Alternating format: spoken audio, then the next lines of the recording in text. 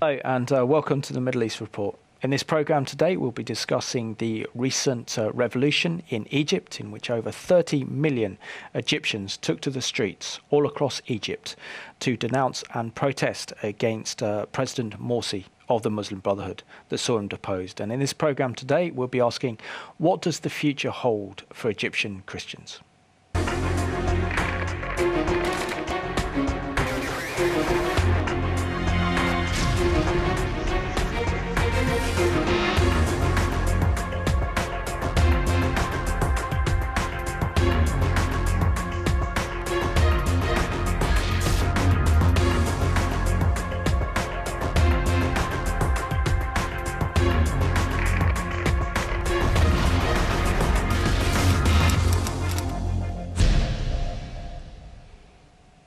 My guests for today's programme are Mervyn, who's the Chief Executive of Christian Solidarity Worldwide, and Pastor Wagih from the Arabic Evangelical Church here in London. So it's great to have you both on the Middle East Report discussing the very important topic of Egypt. Mervyn, it's been a while since you've been on the Middle East Report, so it's good to have you back. Can you share with us, with our viewers, some of the projects you're involved in and some of the excellent work you're doing on behalf of Christian Solidarity Worldwide? Yes, thank you. Thank you for inviting me. It's good to be here again, Simon. And yeah, of course, CSW is involved as an advocacy organisation. We speak up for those who are persecuted for their faith around the world, and not just Christians, although we're a Christian organisation, but we fully believe in freedom of religion. And our current campaign actually is called Operation 18, based on the United Nations Declaration of Human Rights, Article 18, which gives freedom which is the freedom of religion clause. And the right to choose one's religion is what we're focusing on this year. Of course, millions of people around the world are unable to exercise their freedom of faith in a way that we can in this country. Probably something like 100 to 200 million Christians who are overtly persecuted for their faith in about 60 countries. So we want to, and particularly if they are in Islamic countries, the difficulties of becoming a Christian and converting from Islam to Christianity are huge. And so, but Article 18 of the United Nations Declaration of Human Rights allows for that change, for a person to change one's religion. What usually Muslims mean when they agree to sign up to that clause is that, yes, they agree with the right of people to change their religion to Islam, but not the other way. We believe it should go both ways. And so Operation 18, we're trying to get thousands of people to sign a petition to Baroness Varsi to get the British government to treat religious freedom more seriously. Yeah, well, let's hope they do. It's a very, very good campaign, very worthwhile. And Pastor Wagih, it's about a year ago that you were on. I think we did an Egyptian special looking at the election victory of President Morsi. Can you share what it's like as an Egyptian Christian, to live in Egypt, and your own experiences of being a Christian in Egypt? Yeah, thank you to have me again in the program. Actually, since what happened in 2011, there is a big change, made the church more stronger and Christians more faithful, as they were under more difficulties. And the church gathered more and prayed more. So spiritually, the Christians are growing in faith, and conversion are in a big numbers. So there is a lot of difficulties and persecution, but the faith growing under this kind of persecution. That's good. I mean, we've seen kind of monumentous events occur in Egypt, certainly since with the big protest that led to President Mubarak being deposed in office, and then Egypt had its first multi-party presidential elections and parliamentary elections, in which the Muslim Brotherhood won the presidency with their president, President Morsi. But how has life for ordinary Christians been under the Muslim Brotherhood? Actually, it become much worse than the Mubarak regime.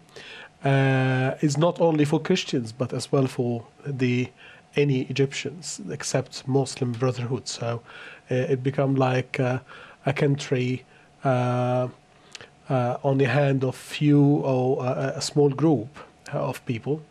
Since Morsi had the constitutional declaration giving himself the power over all the main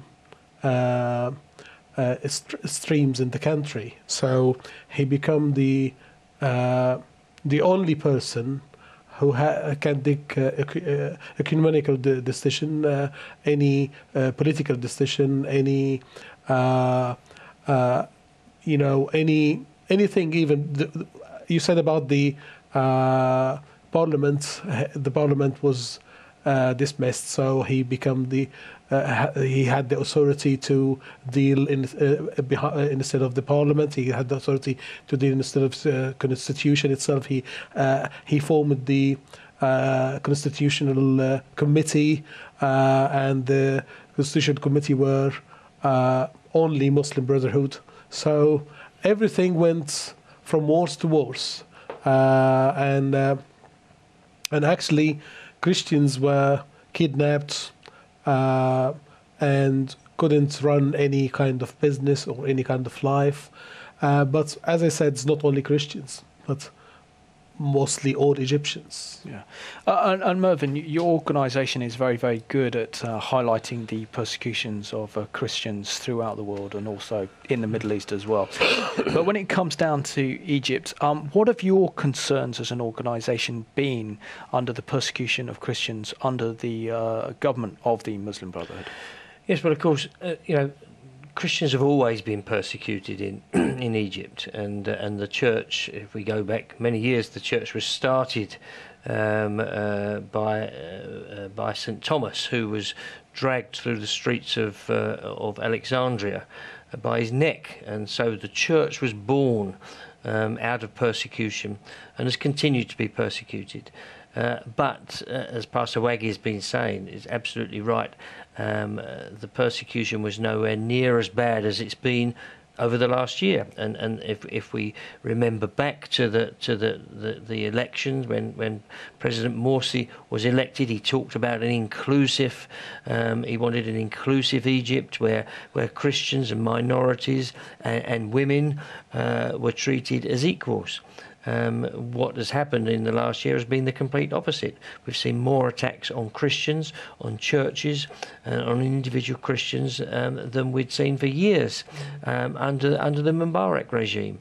So great concern that President Morsi was not acting upon the words that he spoke about before he came into power. The complete opposite, in fact. We've got a news clip to go to now that highlights a report by Amnesty International warning about the plight of persecution of Christians in Egypt, particularly the Coptic Christians, and this was before the revolution of the 30th of June 2013.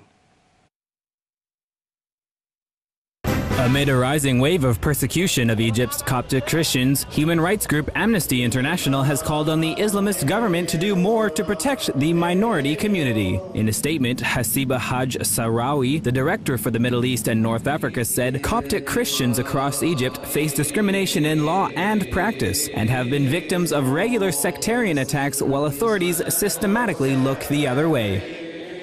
The situation has gotten considerably worse now that Islamist President Mohamed Morsi took over the country after the 2011 Arab Spring revolutions ousted secular leader Hosni Mubarak. Recently, an Egyptian court sentenced a Muslim man to death for killing 2 Christians. However, many other incidents have gone unpunished. Many attacks target churches, which is especially difficult for the community to deal with because they require government-issued permits to repair or build new churches, which are often withheld by local authorities. Physical violence against the Christians has also been increasing, and reports have surfaced the Christians are being beaten and their property vandalized on an increasingly regular basis. In 2011, it emerged that security forces fired live rounds into an October protest in Cairo, killing an estimated 24 people, the majority of whom were Copts.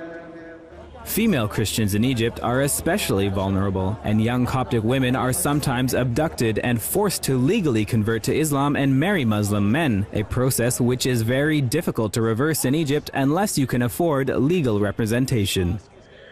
President Morsi has promised to protect the Copts, which make up roughly 10% of Egypt's 83 million people. However, his current track record since taking power last year is less than promising.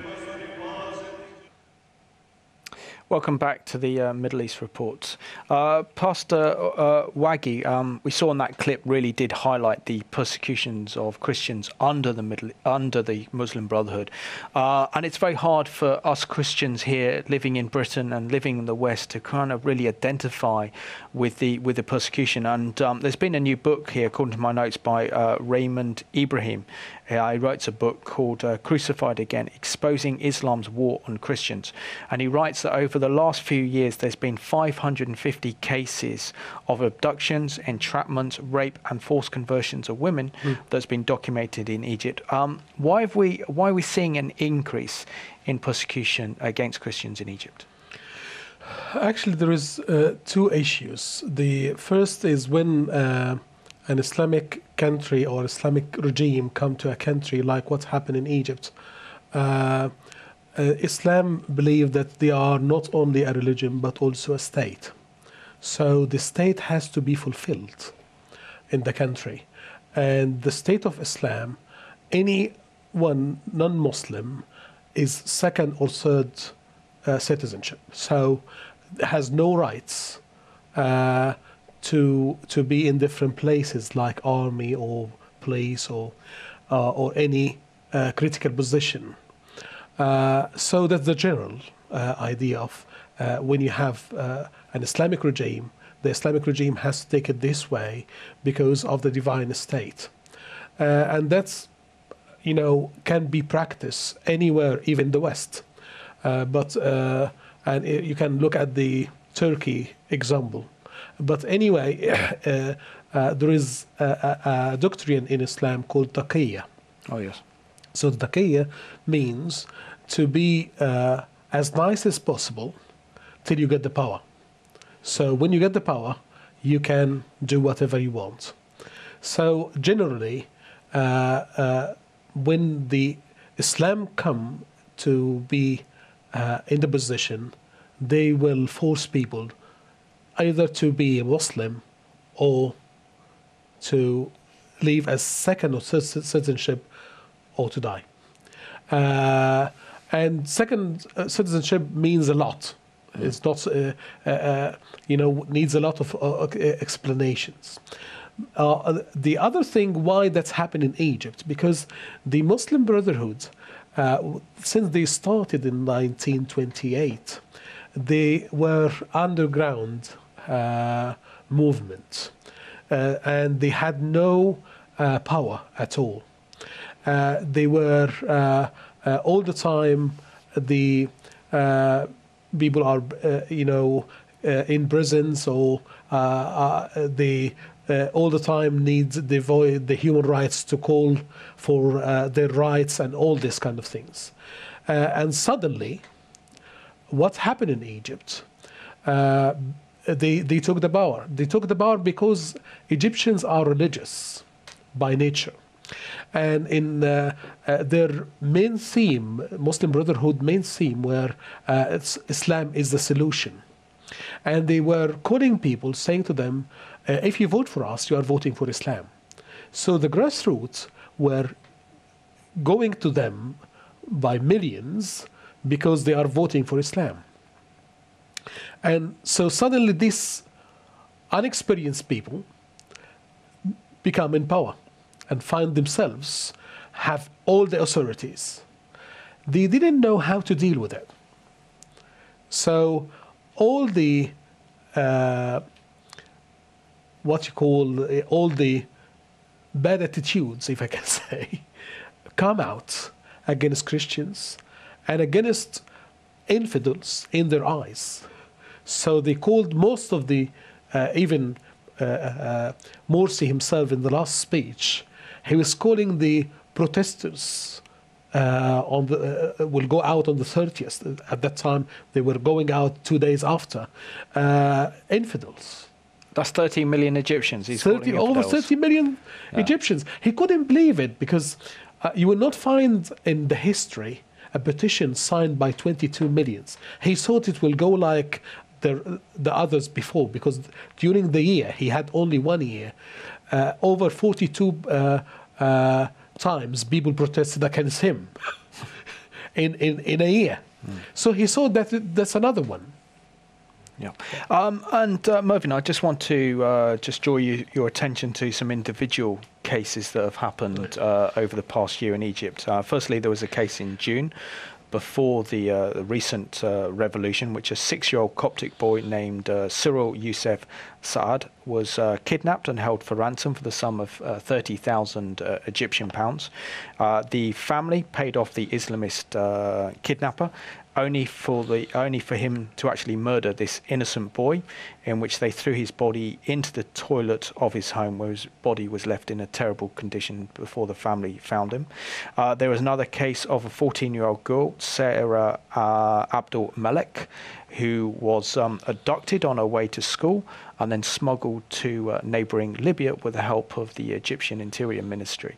Now, why isn't there been such international outrage as some of these horrendous abuses of Christians in Egypt, and pretty much why is the mainstream media not reported some of these stories? Well, I think it's a struggle we in CSW face daily, not just in Egypt, but elsewhere in the world. The persecution of Christians is of very little interest, it appears, to the world's media. And so there are many places where horrific things are going on, far more horrific even than the cases that you've mentioned there, which don't even justify a column inch in our newspapers. They're much more interested in what's going on in the lives of celebrities and all of the sleaze and that. They're not interested in this kind of thing. So it's always an uphill struggle. With regards to Egypt, I think obviously Egypt is such a strategic country in the world as regards peace in the Middle East, and I think it probably is. For example, the US government might be inclined to turn a blind eye to these things rather than to offend the Egyptian government. And it's always been very sad to me that these cases of and it isn't just Christian persecution. There have been cases in Egypt recently of Shiite Muslims who have been attacked in that country because they're not part of the Sunni majority. And so yes, I mean, and religious freedom is such a key thing in the world today, Simon. Absolutely. And most people in the world have got some kind of religious faith, some kind of belief. And so that's why we believe that freedom of religion and belief is one of the key litmus tests to democracy, to good government. If you get freedom of religion right, if you're a government and you're a nation that respects freedom of religion, you'll usually find that you've got good, stable government, and even if you've got a government in power that you don't believe in or don't agree with politically, at least you've got that basic freedom of religion, and that's something that sadly is not the case in Egypt. It's something that President Morsi did talk about at the beginning. We don't want special rights for Christians. Let's put this straight. We don't want Christians to be treated any differently to anybody else, but we do want them to have the right to practice their faith freely. Christians in Egypt want to be good Egyptian citizens. They don't want to be looked at even as Christians or Muslims. They want to be Egyptian citizens, and they want to be respected for that fact. No, absolutely, and it's very important that we highlight their plight. Pastor Wagih, we had monumentous events that occurred on the 30th of June this year, in which 30 million Egyptians all across Egypt took to the streets. There's an incredible number of people to protest against President Morsi. That included 8 million Christians as well. How did President Morsi isolate and marginalised 30 million people? Actually, for the whole time, the whole year, he was speaking to only his people, and he called them my family or my tribe. So he used to speak to only Muslim Brotherhood, and he was, he thought, and the Muslim Brotherhood thought as well, that they are, gaining more population through what they are doing. But unfortunately, it was completely the opposite. Yeah, yeah. Actually, he was denying the truth. He was denying the reality, and unfortunately, that was because of the support of other countries like the U.S. and some European countries. And with this support, they felt like they are, this picture is fantastic. I was shocked when just 2 million went out on the streets against Mubarak, and the West called it revolution, and they called it the Arabic Spring. But when 33 million went out on the street, they called it coup. A coup, yeah. Military coup. Unbelievable, because that's not a military. What you're seeing here, all these people around, even in the small streets, you will see people everywhere protesting. And during that day, the 30th of June, 30 million or over were all over Egypt. And you will hear no one injured, no one killed. Nothing happened. Just the day after, you will hear about the killing and the blood because Morsi called his people on the 28th to kill whoever will be against Islam, the infidels. So he thought he is in holy war against non-Muslims or non-real Muslims. Yeah. In other words, Muslims who are not actually members of the Muslim Brotherhood. Yes. Mervyn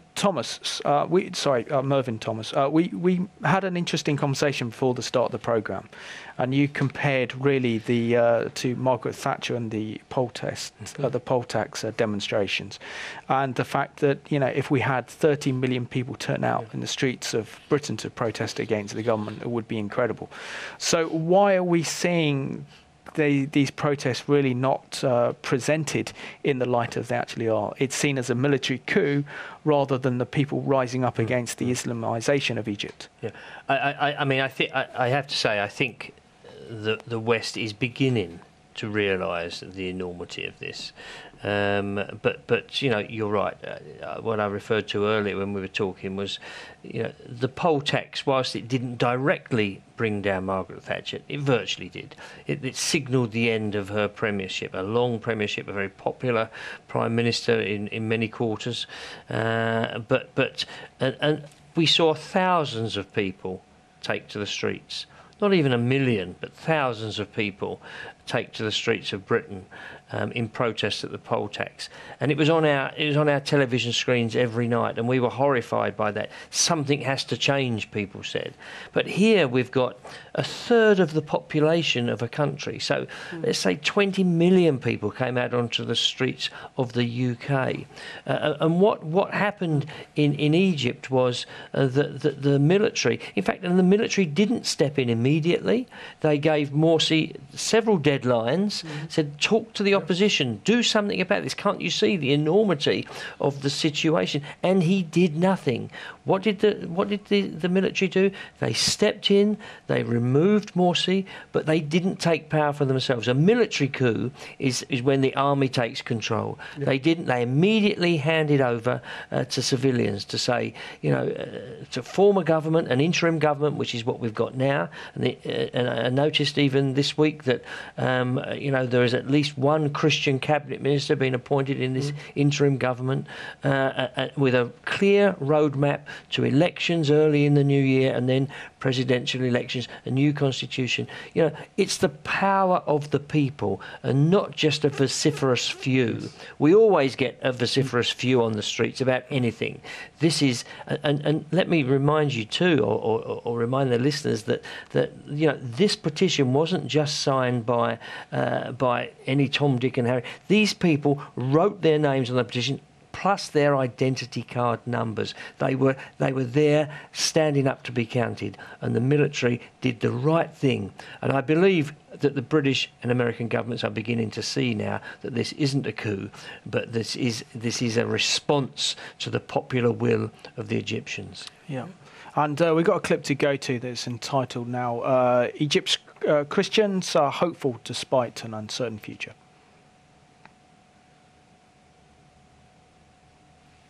On a leading member of the Muslim Brotherhood. The government's prosecutor has ordered the arrest of the Brotherhood's spiritual leader and not 9 other top Islamists. The government says they may have started the violence Monday that killed 54 people. The move comes as Egyptians are divided about their future. Chris Mitchell brings us the story from Cairo. This is Tahrir Square, the epicenter of the huge demonstrations that have taken place in the past few weeks. Here, Egyptians have gathered by the millions and changed the course of Egypt's history. Change the atmosphere as if you are breathing a new air, a fresh air, freedom. Pastor Sami Taufik of the El Deborah Evangelical Church just outside of Tahrir Square describes the events of the past few weeks as nothing short of miraculous. For me, it's a miracle. It's a miracle. It's God's hands. Nobody can do that. We could see God's hands in the first revolution, the 25th of January, but this time we see it more clearly. In another part of Cairo, Father Antoni Grish, the spokesman of Egypt's Catholic Church, also says he sees the hand of God. We consider the dismissal of Morsi and his party, his community, his Muslim Brotherhood, is really a miracle. It was the hand of God, because one day before his dismissal, we could never think or dream that he would leave.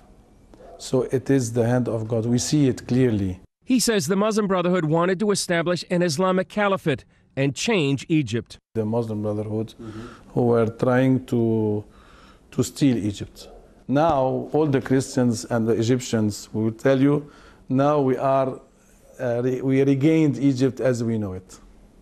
That everybody is free. Yet that freedom's future is uncertain. Whether or not the Muslim Brotherhood will continue to reject the new government or even begin a new violent intifada remains to be seen. That's why Christians throughout Egypt are asking for prayer for Egypt's future. Well, Chris Mitchell is with us now from Tahrir Square in Cairo. And Chris, tell me about this uprising. Was it against the Brotherhood, against Morsi? How do you read it? I think it was against the Muslim Brotherhood, Pat, and Morsi himself. I think some people have described the past year with Morsi as a nightmare, and I think it was a complete rejection of what the Muslim Brotherhood wanted to do, is what many people have said to me, establish an Islamic theocracy. That's been their goal since they were established in 1928. They tried to do that in Egypt, and I think what's happened here is a complete rejection. Why there were maybe 30 million people here in Tahrir Square and throughout Egypt on June 30th. Many people here in Egypt consider that sort of their July 4th, when they threw off the yoke of the Muslim Brotherhood and established what they hope is a new dawn of freedom. What about their reaction to Obama and America? What are they telling you? Well, what they're telling me, Pat, is they're sad, they're disappointed, and very perplexed why the Obama administration would be supporting the Muslim Brotherhood. They say that, you know, the United States, which represents freedom and democracy, but yet it didn't support freedom and democracy here in Egypt. They say, why does it fight terrorism in Afghanistan and then finance terrorism here in Egypt, which they consider the Muslim Brotherhood a terrorist organization? Just below me, Pat, in Tahrir Square, you can signs that say Obama supports terrorism. And also the U.S. ambassador to Egypt, Ann Patterson, is somebody that really has engendered a lot of anger here in Egypt because they believe that she has supported the Muslim Brotherhood. She's met with the Muslim Brotherhood leaders and Salafists, another radical Islamic party, and yet marginalized many Christians, many secular Egyptians and moderate Muslims. And so there's a lot of animus, there's a lot of misunderstanding why the United States government, and they say they make it clear that they're not against the United States people, the American people, but they're against what the United States government is doing right now in Egypt. The Brotherhood is very well organized, as you know, Chris. Is there a chance of a real full-blown civil war, or will the military take control and arrest people and quiet things down? I think the military is trying to do that right now by arresting Mohammed Badi and the other members of the Muslim Brotherhood. But I'm not sure we're going to see a civil war in the sense like you can see in Lebanon between Sunni and Shiite. The people I talk to say they do expect violent backlash, but not the kind of civil war. One thing that's happened, I think, in the past year is many people have been disillusioned with the kind of Islam, the kind of Muslim theology that's espoused by Mohammed Morsi and the Muslim Brotherhood. So I don't expect a full-blown civil war, but many people do some sort of violent backlash in the next few weeks or months. It remains to be seen how the Muslim Brotherhood is going to react, whether they're going to accept to go back into the political process or perhaps launch a violent intifada like some people have done, for example, in Algeria that lasted for more than a decade. We'll see. It remains to be seen what's going to happen, how they react to what's going on right now. Last question. How bad was it for Christians during the reign of the Brotherhood? What did they do to them? Well, in a word, Pat, they said it was a nightmare. They said it was horrible. The spokesman for the Catholic Church said that Christians were treated not just as second-class citizens, but fourth-class citizens. Many Christians have also been targeted. There was a Coptic priest who was killed in Sinai a few days ago. There were some churches that were burned in Luxor.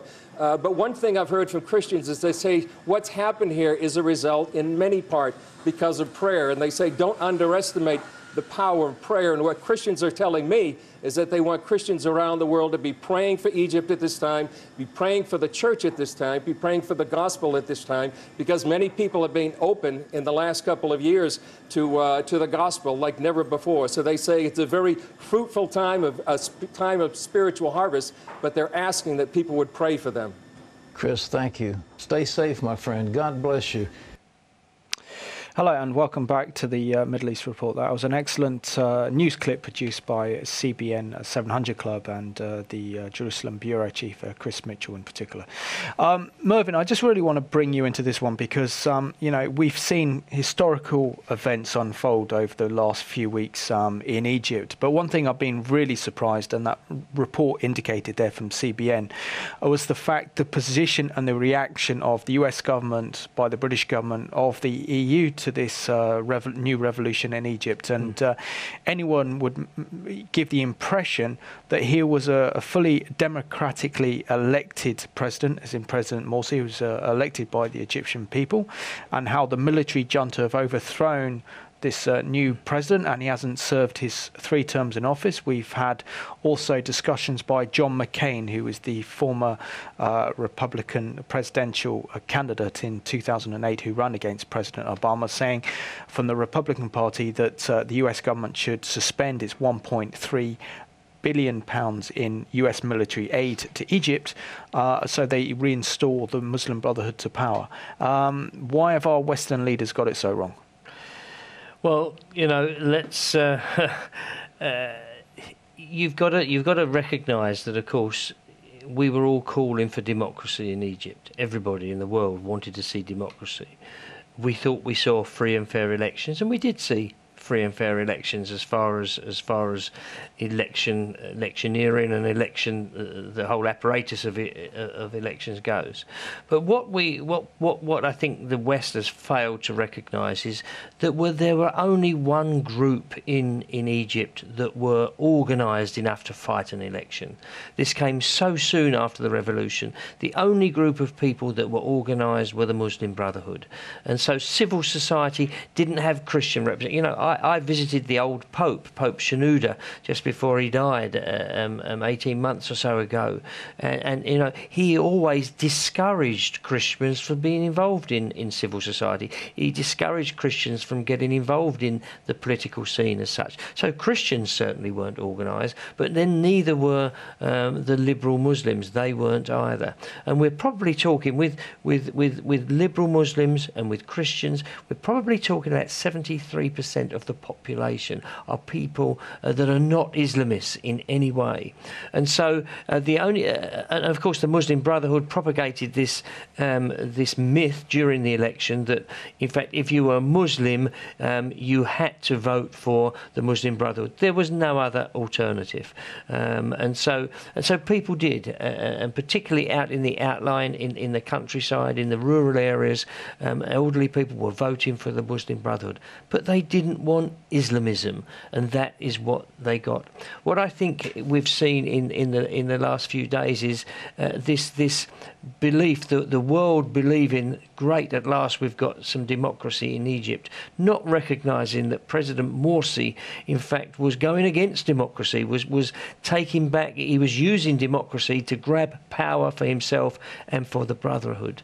But what has happened is the people have spoken again in a much more powerful way, actually, than by the ballot box. And of course, this will result in other elections where other groups will be better organised. But what the West failed to recognise initially, and of course, nobody likes a military coup, and we don't want to support military coups in places.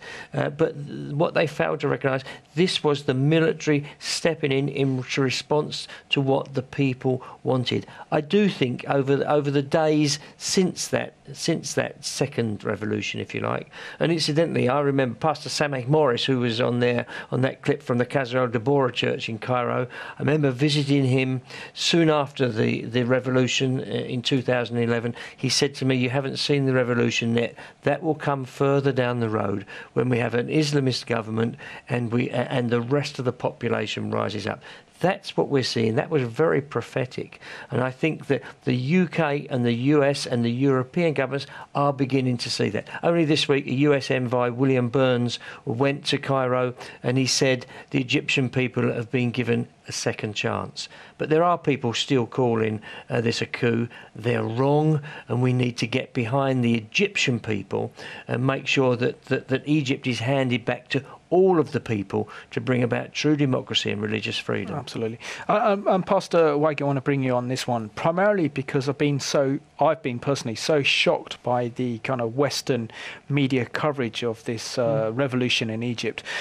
Firstly, by presenting this revolution as a military coup, ignoring the fact that 30 million Egyptians took to the streets to protest against President Morsi. There's been no questions as to who are the Muslim Brotherhood, what are their views, what are their opinions, what do they stand for, what's their political ideology and religious ideology. They never discussed why the people were protesting against President Morsi in terms of the Islamicization and the political marginalization of Christians, secular Egyptians and also liberals, and horrified by the extent that he wanted to declare himself pharaoh and suspend democracy in Egypt.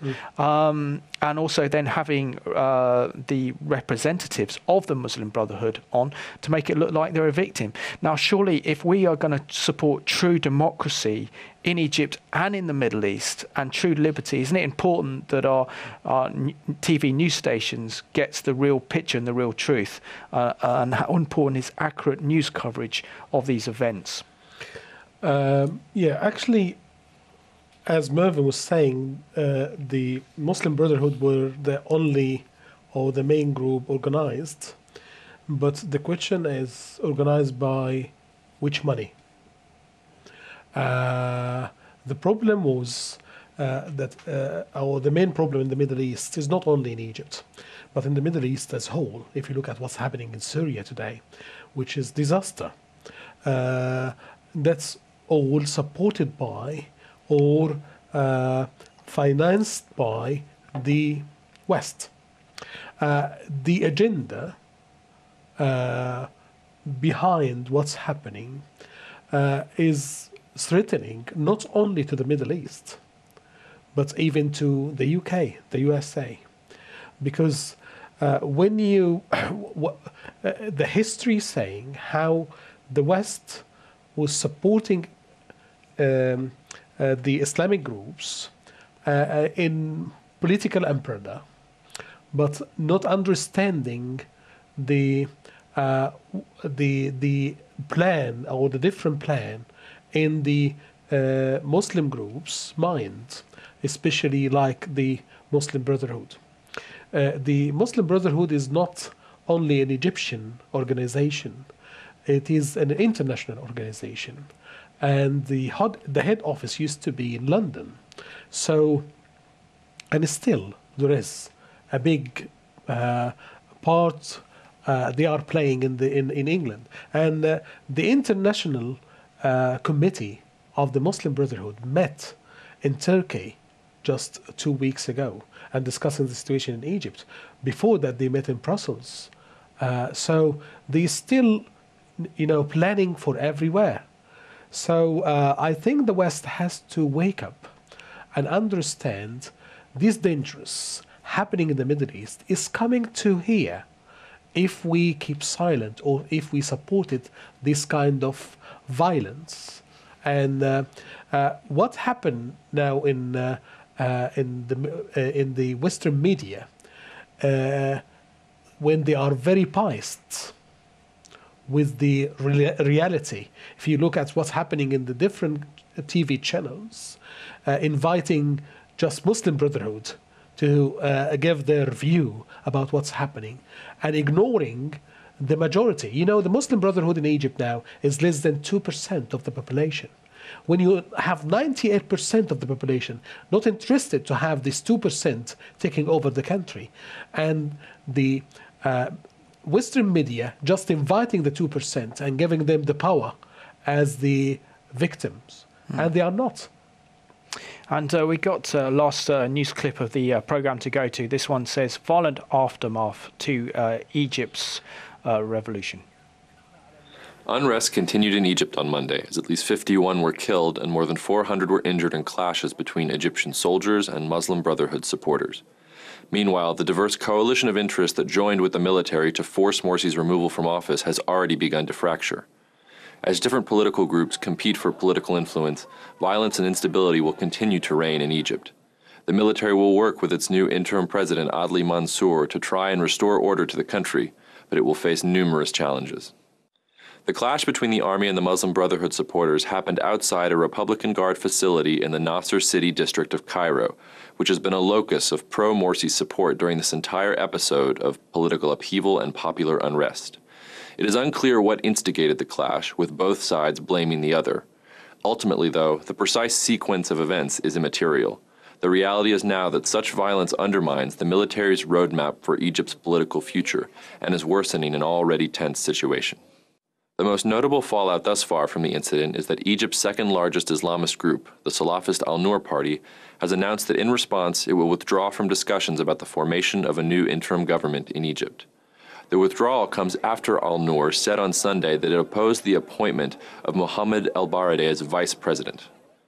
Al-Noor had originally been a part of the coalition that endorsed the military's actions on July 3rd, but that unity is already fraying at the seams.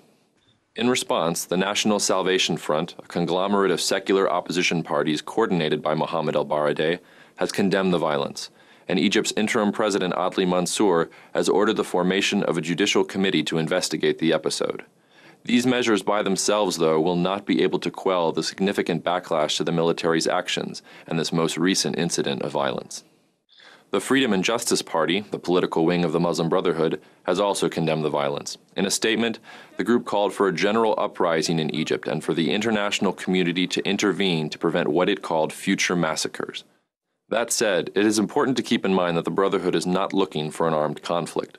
The group's inflammatory rhetoric is in keeping with a strategy that will try to force the Brotherhood's opponents to negotiate with it and offer political concessions that will allow the Brotherhood to save face. But such statements do not happen in a vacuum, and there are forces in Egypt that will try and capitalize on this kind of instability and rhetoric. Some elements of the Brotherhood and other Islamist groups could be radicalized by the recent coup, seeing it as evidence that engaging in mainstream politics is ineffective. As if to underscore this point, the Brotherhood's Cairo headquarters were ordered closed today by Egypt's prosecution after security officials claimed to have found a significant cache of weapons. There have also already been multiple security incidents in the Sinai Peninsula since the July 3rd coup, including the bombing of a natural gas pipeline connecting Egypt to Jordan on July 6th and multiple attacks on military checkpoints.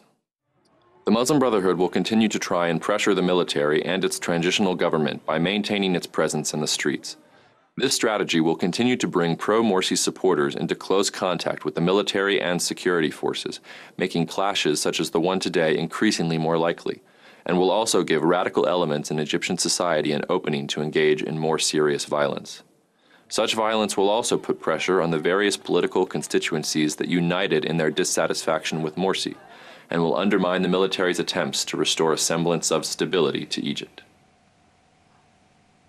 Welcome back to the Middle East Report. Mervyn, we have to say, does the collapse of the Muslim Brotherhood in Egypt bring hope that if the West truly gets behind the people of Egypt, so the small number of 30 million people, including 8 million Christians, and backs this new government, surely this could actually lead to the defeat of Islamism throughout the world, certainly political Islam, that want to impose a Sharia law, establish the Islamic Caliphate throughout the world, because the Egyptian people have come to realize there's a difference between Islam and Islamism.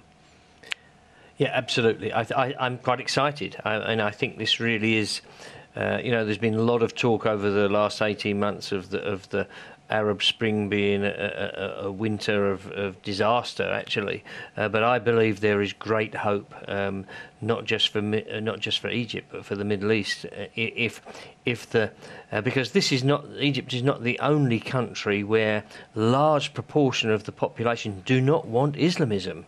The young populations in places like Iran don't want to see Islamism. So if we can back what's happening in Egypt, and if we can back free and fair elections, which we trust and hope and pray will produce a government for all of the people of Egypt, which is not Islamism, but is democracy, I think there's great hope, not just for Egypt, but for the region as a whole. And we're down to 2 minutes of the programme, sadly, gentlemen. And Pastor, Wagih, what we're seeing in Egypt now is an incredible hope. But, as our viewers here watching this in Britain, how can we get behind our Egyptian brothers and sisters in Christ like you and just really give them the voice that they need and the support they need?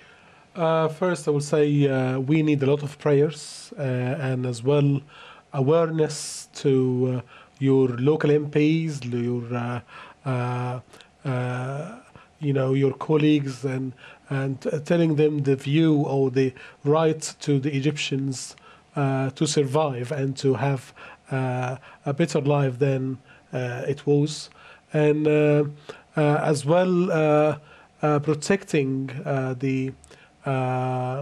the Christians, and even to protecting everybody by asking for the country in Egypt, for UK, for the USA, not to have a religious regime taking over everywhere. Gentlemen, I just want to thank you so much for joining me on this Egypt special, the Middle East Report. It's been an excellent contribution. Thank you. And just want to thank you all for watching today's programme. And let's take the advice of Pastor Wagih and let's pray for the Christians in Egypt, and let's be vocal that we need to contact our MPs and our political representatives to let them know that Christians living here in Britain and the West demand that our governments actually stand up and support our fellow Christians in Egypt and throughout the Middle East. And we've got a song to go to now that pays tribute to the excellent work being carried out by Christian Solidarity Worldwide in highlighting the persecutions of Christians in Egypt.